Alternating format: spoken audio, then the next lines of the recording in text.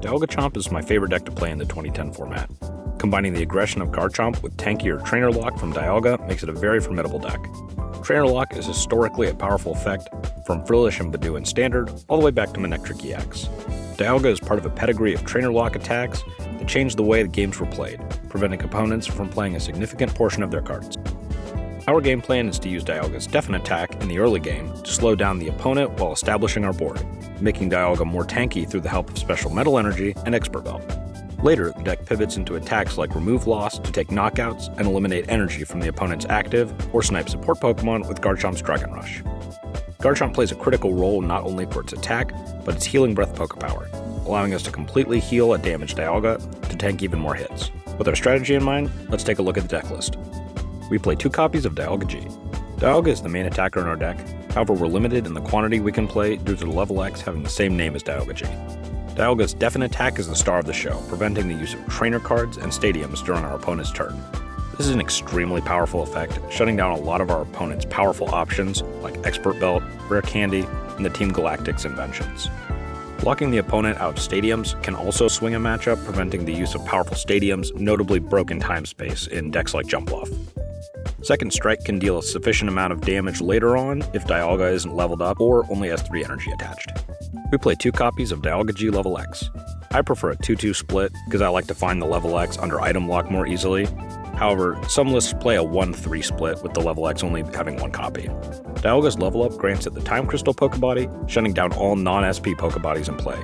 Time Crystal shuts down 2 of the SP deck's main weaknesses, being item lock from Spiritoon's Keystone Seal and increasing Basics attack cost from Azelf's Downer material.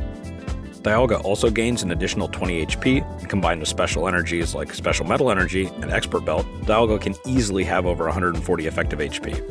Dialga's minus 20 resistance is also extremely meta-relevant into 2 of the other strongest decks in the format, being Cursed Gar and Garchomp, adding to its damage-reducing abilities. Remove Loss may seem costly at first, but considering that we play double colorless energy, we can easily pay for this attack with 3 attachments. Remove Loss gives us the potential to run the opponent out of energy cards while dealing a significant amount of damage, enough to 2-shot most Pokemon in the format. We play a 2-2 Garchomp C line. Garchomp C's Claw Swipe has a niche use in the ability to donk an unfortunate lone Magikarp, Hoppip, or unknown Q-Start, while also allowing us to put on early pressure into evolving basics. Earthquake can also be used in combination with Flashbite Ping from Crobat to take knockouts on opposing Garchomp C LV.X. Garchomp's level up plays a critical role in this deck, not only sniping down support Pokemon with Dragon Rush, like Claydol and Uxie, but also with the Healing Breath Pokepower, healing all damage from our SP Pokemon in play upon level up. This allows us to continuously heal our Dialga to tank more hits.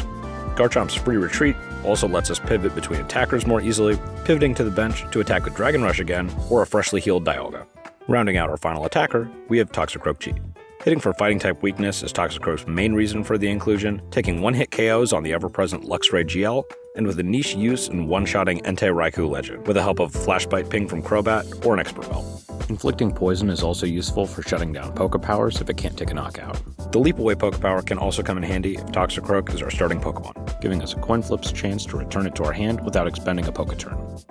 A single copy of Crobat G is included for its Flashbite Pokepower, putting a damage counter on one of our opponent's Pokemon when Crobat's put on the bench. Crobat's Free Retreat is also a helpful bonus as a pivot.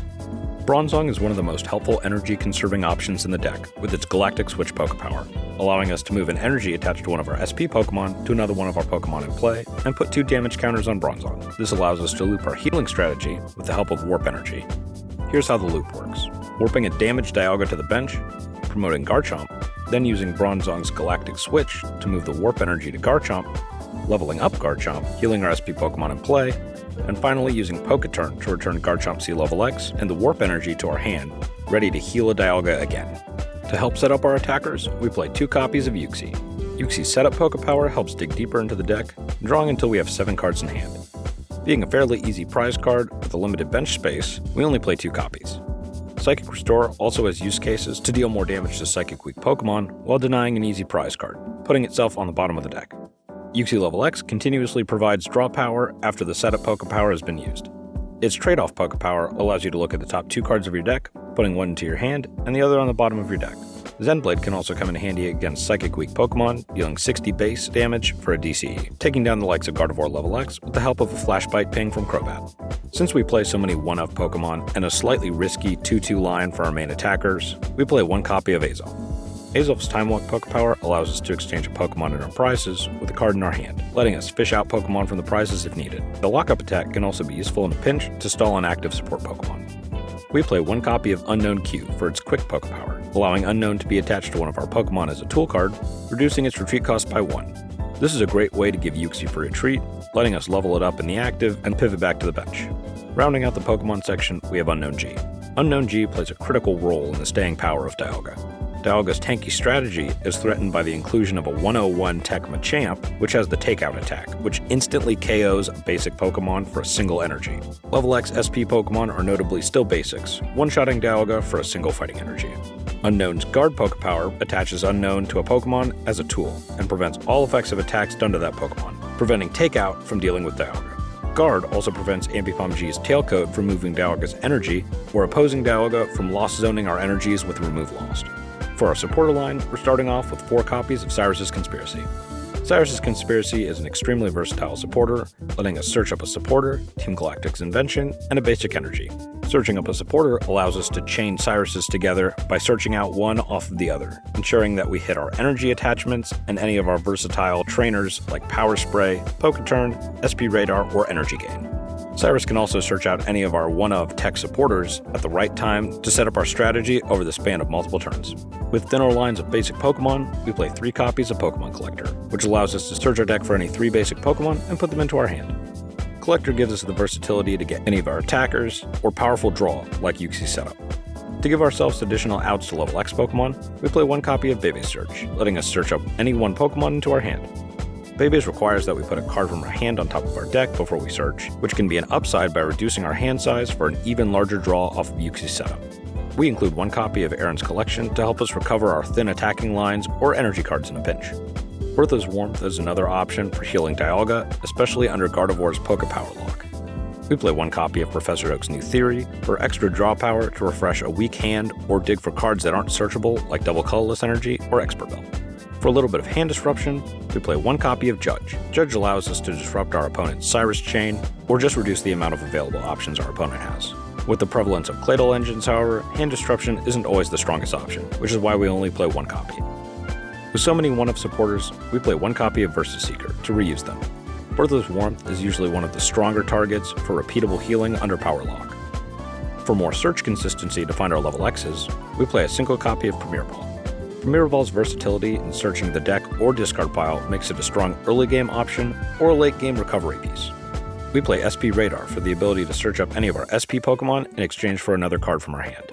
There are 2 copies instead of 1 and a Luxury Ball for its synergy with the Cyrus's Conspiracy engine and its ability to help us draw more cards off of Uxie's setup.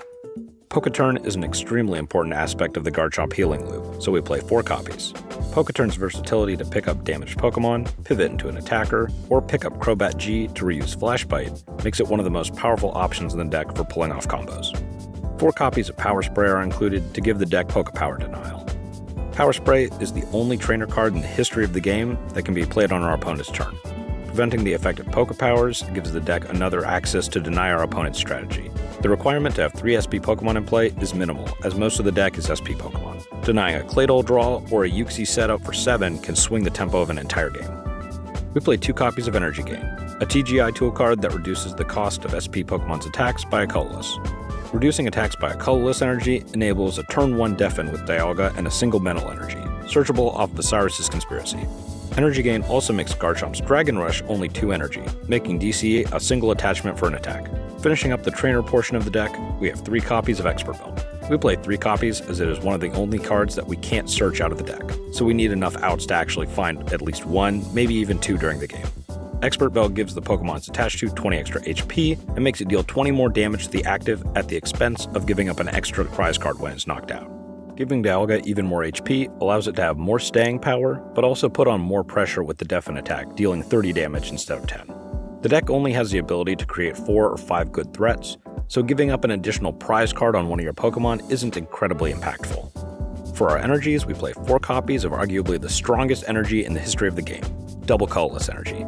Double Colorless Energy allows us to attack with Garchomp's Dragon Rush for a single energy with an energy gain, or use Dialga's Remove Lost for 2 metal and a DCE. Uxie's Zen Blade can also be powered up for a DCE. I love the crosshatched hollow pattern on these DCEs, and I get to play them in 2010, since DCE, my favorite Pokemon card of all time as of 5 minutes ago, got banned in GLC. RIP. 4 copies of Special Metal Energy are included to build up a super tanky Dialga. Special Metal Energies reduce damage done to Metal Pokemon it's attached to by 10, stacking with every Metal Energy attached. Attaching 2 or 3 Special Metal Energies to a Dialga can end a game altogether in combination with the healing options that we have. We play 2 copies of Warp Energy with its use in the healing combo I mentioned earlier. The ability to pivot a damaged Dialga out of the active, or even a stranded Bronzong, can keep you in a game without expending a Poké turn or losing all of the energy attachments spent on a Pokemon.